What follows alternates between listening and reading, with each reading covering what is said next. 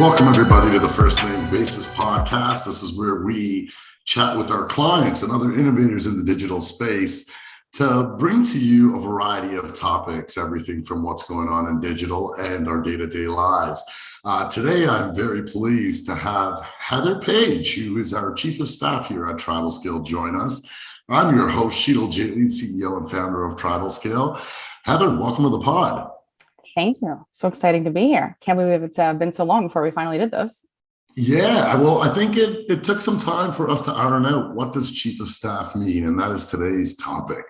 More and more that I speak with founders, the more and more I speak with other executives, and everybody comes with a different version of what they feel their chief of staff is. And I think Heather and I have really found an opportunity here at TribalScale where we fill in that gap, and we do it. We do it in a very fluid way, which drives a lot of 10x impact. And so, Heather, I'd love for you to introduce yourself, a little bit about your background, and then we can start getting into like what we've been doing. Yeah, for sure. So my name's Heather, Chief of Staff at TribalScale. Came into the tech industry in Toronto back in 2014, working at Influitive, and that company there, Mark Organ, had the CEO at the time. He had a chief of staff, and it was not a role I've really been exposed to, but as I moved through my career going into customer success and a couple other like operations adjacent roles, I always kind of had that model in my head of what Fraser and Mark did together and how cool it seemed. Although I think definitely what we do here is probably a little bit different than that model. Definitely professional services, being an agency, super different from that SaaS model and what they were trying to drive there. So definitely people ask, what is chief of staff? How do you do that? What is this role? How do you get there? It's different for everyone. And it's totally different role at every single company. So people ask like, oh, what do you do? And, how does that relate to my company? It might not, because it's really depends, I think, on who the CEO or the founder is, and then what actually is the business model and what you're trying to do. I think a little bit also, Heather, it goes to like some of your background. I think, you had the tech experience, you were doing your MBA when we first started chatting. So maybe talk a little bit about that. You came from a very entrepreneurial family, so you've been exposed to a lot of things that a founder would go through. So I'd love for you to talk a little bit more about how the ingredients that made Heather came about, and then we could talk a little bit about our challenges. Oh, big question. Yeah, I think when I was doing my MBA at the Sheetal School of Business, I came across this professor, Chris Carter, who kind of runs this program and this course that's all about working with founders. And it wasn't something that I realized until I met him and started kind of hearing the way he was talking about this, that something I have a ton of experience with. Prior to being part of TribalScale and doing my MBA, I was working at a company called Recruit Loop. Was extremely close with the COO, then CEO of that company. And it was like me and him and 4 other people trying to like keep the lights on at certain points in that business. So it was like a marketplace business. And we worked with a lot of other founders because all of our clients or our marketplace supply was recruiters who were running their own business. So I spent all day, every day trying to balance all these founder emotions and mentalities to grow a business. And it didn't work out amazingly in the end, but even going back to my family, my dad runs a business and always grew up, being in that like scrappy small business environment. What can we do to make something successful without having to spend $1 kajillion? How do we kind of like balance having many, many hats and figuring out how to make things work? So when I got into this like MBA sort of startup program before I came here to TribalScale, I realized, there actually is like a unique path that I'm on that is about working with founders and understanding that how you approach growing a business when you're so passionate about it and you're passionate about that vision and kind of all the tension you have to work out between what your vision is and what you kind of see day to day. And I think, Market and Influitive was a great example of that as well. That's awesome. And that's something that I think, in the conversations you and I were having as I was going through this interview process, one of the big things that really stuck out to me was knowing that, hey, we don't know, this is not like a prescriptive job. This is not, you're going to have a different challenge every day. And are you going to be able to say, do you know what? I'm just going to figure it out. I think you come with a mindset, Heather, where if I said, hey, we got to figure out a way to get to Jupiter, you're never going to be like, well, that's impossible. You're going to come to me and say, all right, let me think about it. Let me come back to you with a plan of how we think we could start to even formulate a team to make it happen. And I think that kind of tenacity and that, that drive to just like barrel through a brick wall when others see a brick wall, but you say, hey, you know what, there's an opportunity here. I'm going to go and solve it is really what led to me saying, hey, Heather's the clear winner here, and working at TribalScale and working with me. And my biggest need, I think I should talk a little bit about at TribalScale was having the trains run on time, and that seems like something so simple, or even having a notion of like accountability when it comes to the leadership team. And I think it's something I struggle with, and it's definitely like a blind spot for myself in my day to day. And I really wanted somebody to help me help me take a lot of those initiatives off my plate and really help me out. And so I wanted to say, hey, I'll be very transparent with the person that we bring on here. It's going to be a role where we actually divide up our duties based on our strengths, and then we're just going to go and execute on a task list. And I think as you and I have been doing this now for over a year and a half, we actually get to have some healthy debate and some challenges around more strategic levels. And so that was really my gap. Fast forward now, it's funny. I was having a conversation with a founder on Friday night, and they were like, well, you're kind of describing a COO. And I go, well, you could call it whatever title you want. But Heather is really like my right-hand person who challenges me to get better. I challenge her on some of the obstacles we're having. We figure out a task list of how we're going to get this done, and then we go in and we try our best to initiate on it. And obviously things fall off, and we're not perfect, and we're going to fail fast and learn. But that's really the need that I had, and Heather's risen to the occasion to go do that. However, Heather, there is a challenge to this. And, again, speaking of the founder I was with on Friday, they said, well, how did you introduce that person into your leadership team? And how did the leadership team then go and gain trust to actually start working with you and start realizing, hey, you know what? It's not Sheetal being nice on Monday mornings anymore. It's like, hey, where's your deliverable? And it's due. And it's Heather who's actually making sure it happens. Yeah, for sure. And I spend a lot more time. I think my schedule allows me to have a lot more time talking to all of those members of the leadership team, kind of understanding all the little pain points that when you're coming in as a CEO saying, why isn't this done? And they start the excuse factory up, or, start trying to tell the story. Hey, this is how we got here. I think the way that you and I work together, I'm super in the weeds. You're a lot more high level. And I think we can kind of meet in the middle and I think that helps a lot in holding the team accountable. And it's helped build a lot of trust, getting to know people, even being remote. I mean, I've worked remote since like 2015. So it's been a long time stuck on Zoom calls for me. And so, but most of obviously our entire team is remote. And so building those relationships for the leadership team for me has felt really natural. I love to just get on a call with Rich and just shoot the shit for 90 minutes. And something like Slack back and forth, we get along okay. But when we get on that Zoom call, I think you can build trust so much more easily just having those like comfortable, laid back conversations. And I think that helps build that trust with the leadership team. I think it also helps a lot of people don't know what a chief of staff necessarily is. So it kind of, I think it's good cover to allow me to kind of do this and that and float around and start asking a lot of questions. I think if I had a more operations tied title, I think I would get more pushback as I try to get involved with engineering or try to get involved with sales that, oh no, your operations stay over there.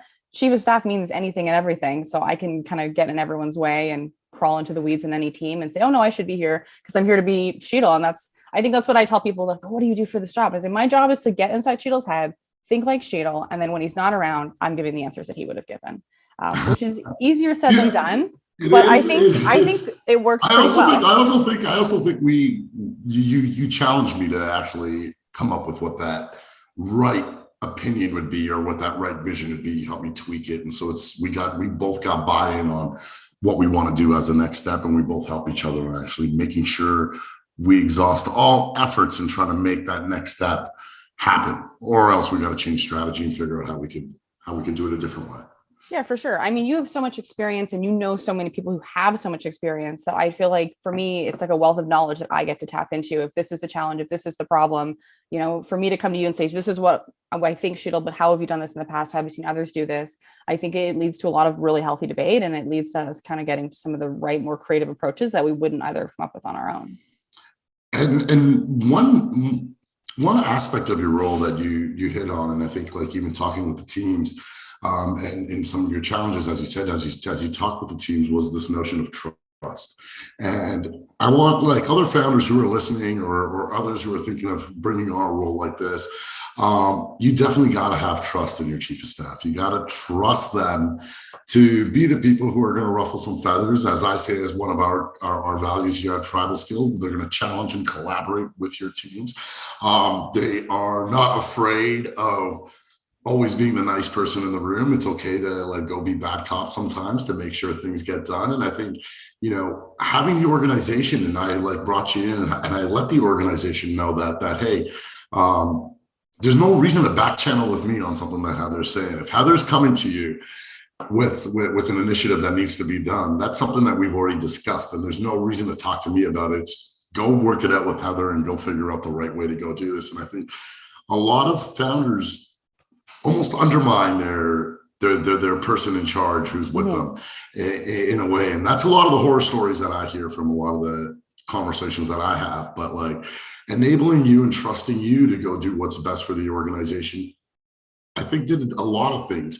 It earned the trust of our leadership team, because when you went and you started executing, all of a sudden they started opening up to you with problems they're having that maybe you and I never even saw. And it was like, wait a second, this initiative or the strategic move that we want to make is not happening because this is the underlying issue that wasn't ever discussed before. And now they actually have trust with you because you've helped them along their journey, and they're coming to you now with problems so that we can actually go and accelerate our growth in a scalable way much better. So I really wanted to hit on that trust factor. Do you got anything to add to that? I mean, I think it's interesting. I never really imagined that being a horror show because that's been so far. I think from my experience being a chief of staff, like I think we actually really nailed that dynamic really well. That I feel like if I'm going out and saying something, people know, okay, that's coming from Sheetal. And I think we play off of it quite well because people see that, yeah, we're united in what we think. And if I'm saying something that it's like, listen, Sheetal wants us to do this, and I'm never going to say to the team, I don't agree with it. I might say like, I disagree with 10% of his approach on this. But overall, he's absolutely correct. And we're going to figure out a way to do this. And it's not up to us to figure out how do we convince Sheetal to do this thing. It's how do we figure out the happy medium where we can do this thing that is the right choice in a way that makes the most sense. And so I think because you and I have that trusted dynamic, I think it makes it a lot easier to work with the rest of the team. I won't say that no one ever tries to go around me to get to you, but it's very rare. It is rare. I gotta say, I expected it to be a lot more than it is. So it is very rare. Before we get into what you do on a day-to-day, I wanted to get into like other aspects of one of the things I love doing is having my coffee breaks or like just having one-on-ones with people from various teams, not people who are reporting to me, just people who I want to go and have some conversation with. And one of the things that they always say is, hey, it's great to know we got Heather. Heather's a breath of fresh air. Heather's always there. What are some of the things that you do to establish trust, not only with the leadership team, but with other people in the organization? Because now you're going underneath the leadership team also, which could become a very unhealthy dynamic, but you do it in a way that actually makes a lot of sense. And why do you do it? Interesting. Yeah, I think I try to use a lot of like positive energy, positive thoughts, and humor, like really trying to get to know people. And I think it's easy on Zoom calls to be a bit, held back. Oh, I'm not on my video. Like I almost feel sometimes like I'm the cruise director here. Like I'm trying to make it fun and entertaining to be here. If I'm on a Zoom call, like I want to have my cat here I can show you. I want to tell you about my day. I want to be like, hey, how are you going? On our stand-ups in the morning, sometimes people join and it's like silence and it's awkward. Like I always want to cut through that so that it feels like being on a call, like you're breaking the ice. So I think understanding how to break the ice and figure out how to connect to people is very important for me. And I think that makes a big difference in people being comfortable with me and knowing that they can come out. I feel like I repeat myself a lot. And I think that's something that sort of underappreciated when you're working remote is people are on so many different channels. You have to hit them up again and again and again. So when I first started here, I almost overdid it on asking for feedback. I would be sending out feedback survey links for this and that and the other thing every 2 days. I think people thought like, this person do anything other than make surveys? Because it was really important for me to start to understand what was everyone's individual experience and perception of the organization, and how does that kind of paint the picture of like what we're doing here, and what are the little things that we can kind of do to change that. I think the HR team, like we have a stellar HR team, and they're a huge part of that as well. And collecting that feedback, kind of summarizing, oh, hey, here's a trend, go figure this out. But I think just by virtue of having over solicited feedback in the beginning, people knew, oh, okay, listen, I'm going to go to Heather because I have feedback and I'll share it with her and I'll figure out how to solve it. I think, in a remote setting, it's also sometimes unclear when you come into an organization, like, who do you ask about things? Do I ask my manager? Do I ask my manager's boss? Like, I don't always know. So I try to be very kind of open and visually available to people on the team so that if anyone does have a question, they know that they're going to get the answer from me right away. And then we don't end up wasting time or people spend 2 days trying to figure out who to ask. Just go to me and I'll direct you to the right person. So I try to keep it entertaining and then just try to make myself very available to connect with people. And that's something that's, in a remote world, as we have distributed teams now, it's so overlooked, right? Like just knowing how to be able to navigate an org, like, especially if you're new to the org, it's very tough. And it really helps knowing that, hey, there's an HR team there, there's a chief of staff there I could go to with no prejudgment. Doesn't matter what I'm asking. Like I'll be able to get help and be able to get navigated through so I can actually go accomplish the task at hand. And I think that's very, very important. I want to switch it up a bit, Heather. If you were to define your role, how do you define what a chief of staff does? And we've kind of like just taken our own ingredients on the table and made our chief of staff dish. But how do you define it? Yeah, I think it's interesting. It depends, I think, on the day. I think at a high level, I think being the chief of staff is like being the CEO without the headache. I think you get to really look at the organization from a high level view and think about everything from your day-to-day sort of output versus like, what is your strategy? Where are you trying to take the business? What is your overall vision and story? I think a lot of roles, you don't get that high level sort of appreciation. Before I was being kind of trying to get into being chief of staff, I wanted to be a product manager. And then I spent 6 months being a product manager at a product company and realized, oh my God, this is so boring. I could die. I want to be part of that much bigger sort of viewpoint of like what's going on. It wasn't for you. It wasn't for me at all, which I was shocked because up until that moment, I was like, I definitely really want to be a product manager. But being able to sort of see that like very small human level and then right up to like the big fun strategy stuff, I think to me, like that's what's most interesting about being the chief of staff. And you can kind of like pick and choose where you want to go. So if there's a side project that you're really passionate about, you can kind of pick that and focus on it and run with it. And I think it helps you kind of understand how does the organization structure work and where can you find people that you can ally yourself with to get things done as well. Because, if you're in the product team, you only know the product people. I get to know everyone across every team, every single person that is a go-getter, that is outgoing, that is interested in creating new things and in growing themselves as an individual. I have sort of a front row seat to meet all those people across the company. And so if I have a special project or an initiative that I'm thinking of, it's easy for me to say, hey, you and you, let's work on this together. Give me your input and we can build something cool. That's awesome. That's awesome. So you get up in the morning and how do you structure your day? I know I do it very different. You do it very different. I'd love to hear how you structure your day and how do you keep a wild card like me organized? Oh, interesting. I don't know that I do. I think, I like to start in the morning. I like to get up. I used to never be a morning person. Now I'm a morning person. So I get up at 6:30, go to spin class, get to work, peruse my inbox, drink a coffee, and then hop on Slack. I want to see, what's happening in the different channels, what's happening with our projects, kind of high level, what's going on. I probably read Slack significantly more than most people would recommend because I like to see what are all those little fine grained conversations. If somebody's asking a question, like if I see somebody's asked a question and there's not been an answer back to that person in an hour, I'm going to figure out why. Because in a remote setting, if you are asking a question and you don't get the answer for 6 hours, you might have done nothing in those entire 6 hours while you're waiting for the answer.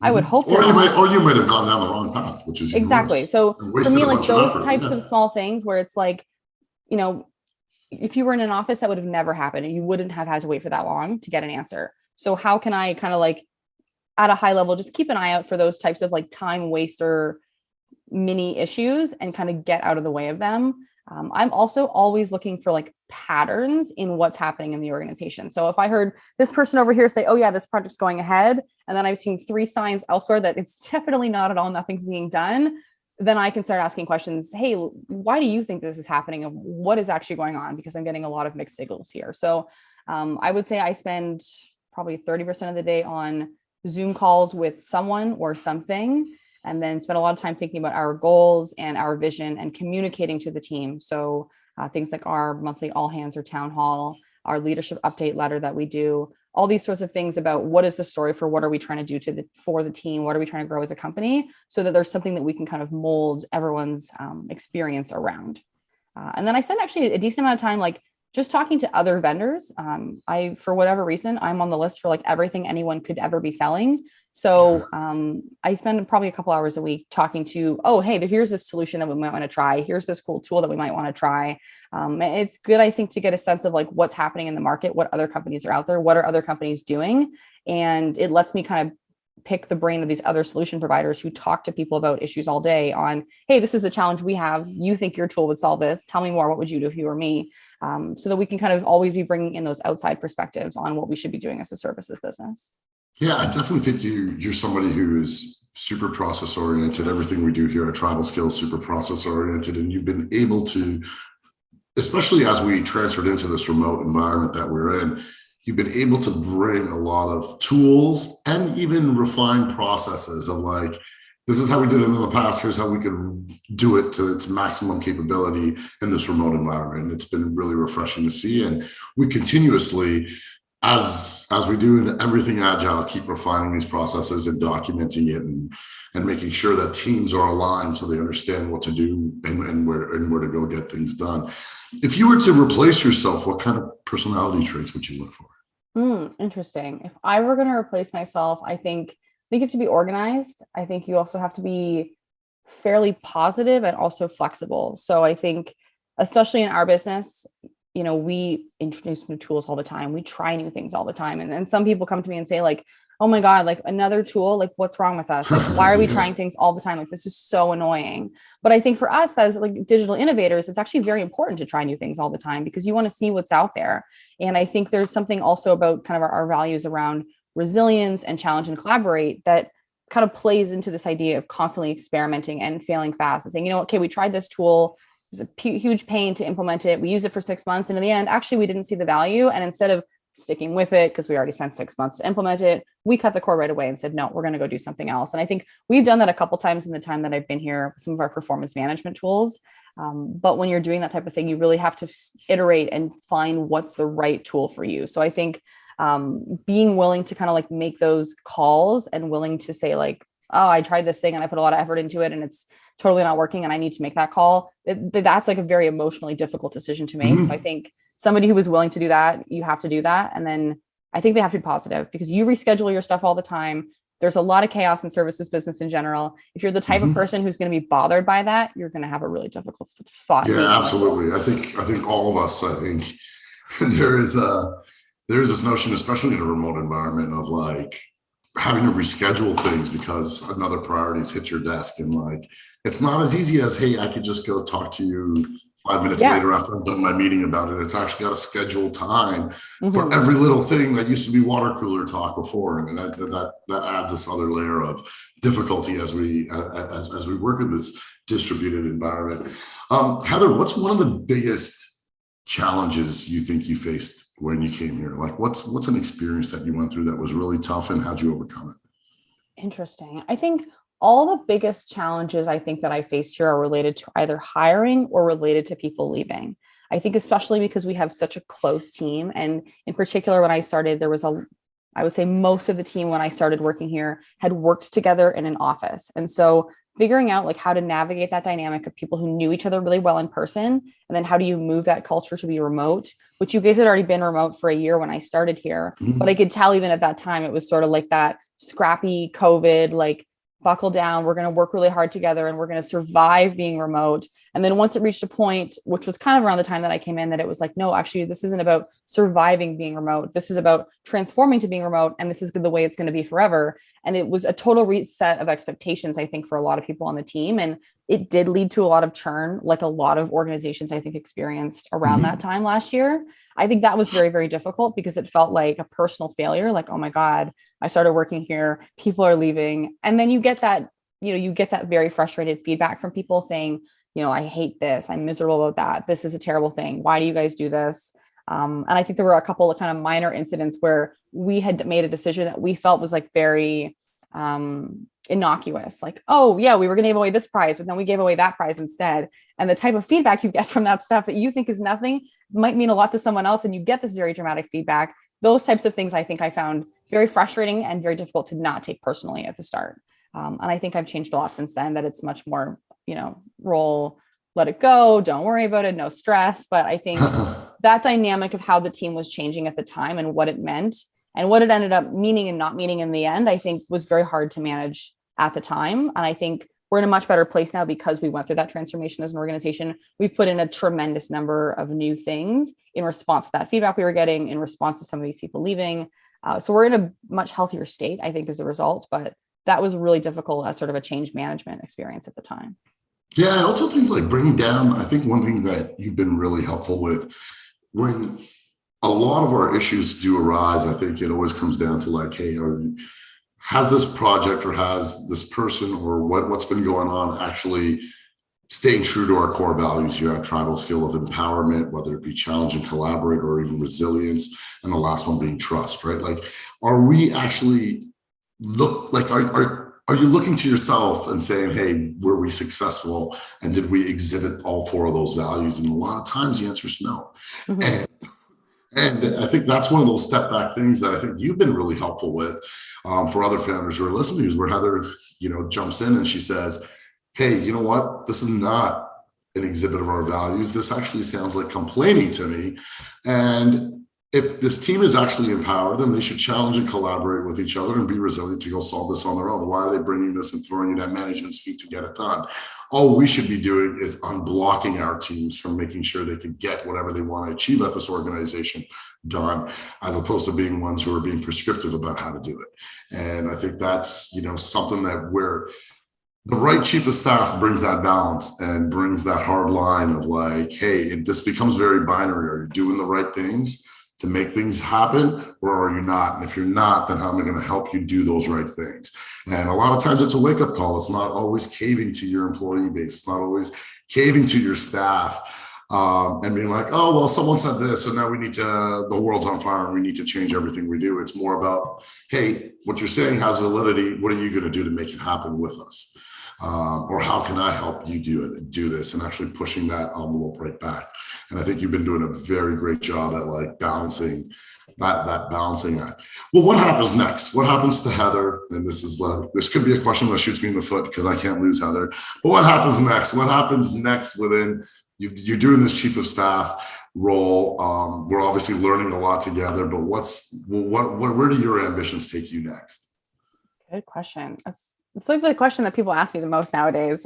It's interesting because I think, for people who are listening who are not familiar with the chief of staff role, it's typically meant to be sort of like an incubator type of job. Like, you're not really supposed to do this job for as long as I've been doing it. Like, I should have already been half my foot out the door, but I really like this job and I don't want to go anywhere else. So eventually I think my end goal would be to like run my own company, be a CEO, something to that effect.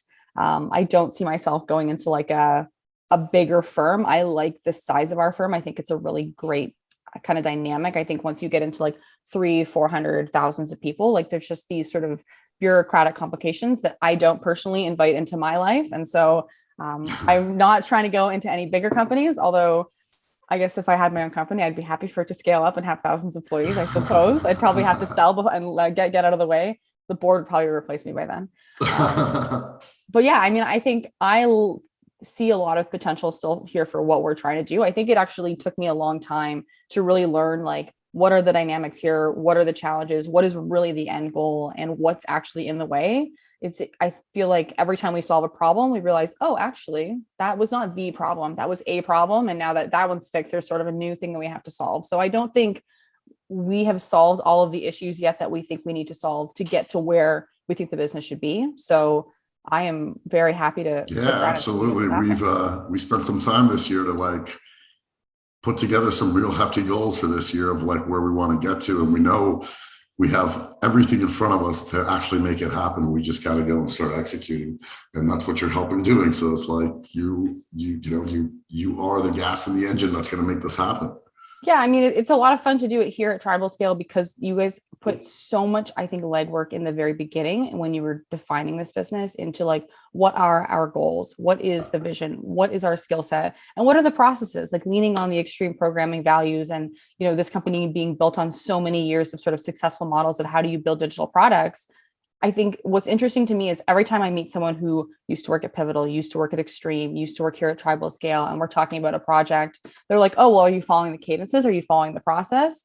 And the answer is no. Like, if something's going wrong, it's because you did not follow one of the 50 playbooks that lay out exactly what you should do step by step. So in some ways it's easy to solve our problems. In other ways it's not. But I think we have a really good framework here, and it's more about figuring out how to execute. It makes my job a lot easier. And I think for any like founders listening, if you're thinking that you are going to bring in a chief of staff and you don't already have a sort of a a framework of values that you follow or a framework of processes that you sort of like hold dear, like I would really focus on that first, because I think my job is much easier as a chief of staff having those values, because when somebody comes to me and says like, oh, Sheetal did this or such and such person did this, and I'm mad about that, and this problem's a whole drama, and oh my God, I can't believe this guy's on fire.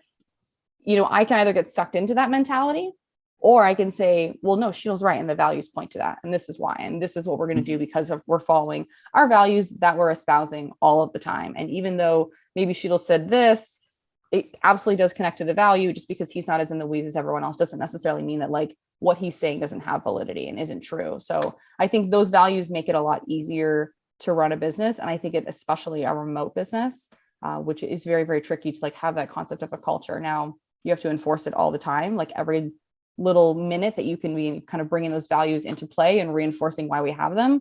I think those things all add up as well. Awesome. Heather, we're coming close to our time. What would you like as like your like last takeaway?